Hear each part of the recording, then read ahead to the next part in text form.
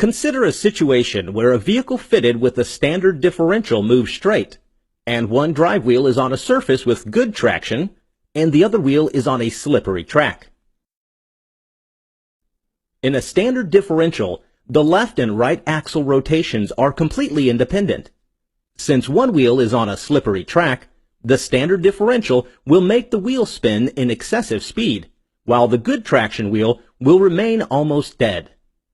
This means high power supply to the slippery wheel and low power flow to the good traction wheel. So the vehicle won't be able to move. One way to overcome this problem is to limit the independency or relative motion between the left and right axles. Limited slip differentials are introduced for this purpose. One of the most commonly used LSD technology is clutch pack based. First, let's go through its constructional features. Apart from its basic components, a limited slip differential has got a series of friction and steel plates packed between the side gear and the casing. Friction discs are locked with the side gear, so the friction discs and the side gear will always move together. Steel plates are having external tabs and are made to fit in the case groove, so they can rotate with the case. If any of the clutch pack assembly is well pressed, the frictional force within them will make it move as a single solid unit.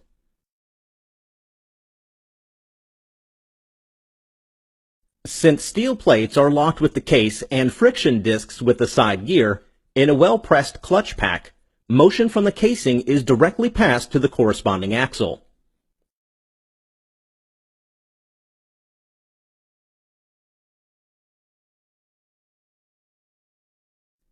Space between the side gears is fitted with a preload spring.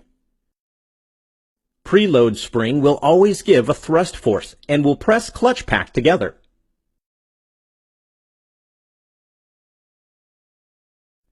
You can note that spider and side gear are bevel gears. It has got one specialty. When torque is transmitted through a bevel gear system, axial forces are also induced apart from the tangential force. The axial force tries to separate out the gears.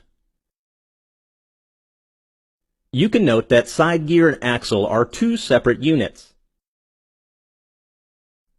The side gear has got a small allowance for axial movement.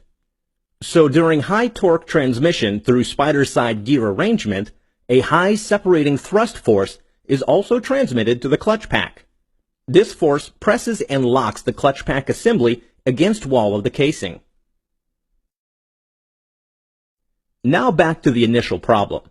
Since one wheel is on a high traction surface, the torque transmitted to it will be higher.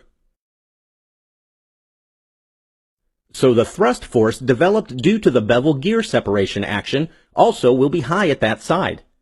Thus, clutch pack at high traction wheel side will be pressed firmly and clutch pack will be locked. So power from the differential casing will flow directly to high traction axle via clutch pack assembly. On the other hand, clutch pack on the low traction wheel side is not engaged yet, so power flow will be limited to that side. So the vehicle will be able to overcome the traction difference problem. However, while taking a turn, the LSD can act like a normal differential. In this case, thrust force developed due to bevel gear separation action won't be that high. So the plates in clutch pack will easily overcome frictional resistance and will be able to slip against each other.